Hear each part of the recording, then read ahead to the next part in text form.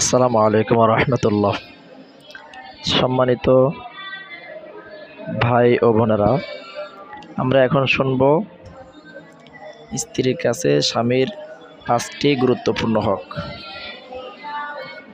যে 5টি গুরুত্বপূর্ণ হকের ভিতরে হচ্ছে 1. স্বামীকে সালাম দেওয়া। 2. স্বামীর সাথে নরম সুরে কথা বলা। 3. স্বামীর ঘরটাকে শান্তিময় রাখা। 4. স্বামী পছন্দ করে না এমন কাজ না করা। 5. স্বামীর পছন্দ করে না এমন কোনো পুরুষের সাথে সম্পর্ক না রাখা। আল্লাহ পাক আমাদের সকলকে এই গুরুত্বপূর্ণ হকগুলো মেনে চলার তৌফিক দান করুন, আমিন। সবাই ভালো থাকবেন, সুস্থ থাকবেন। আল্লাহ হাফেজ। আসসালামু আলাইকুম।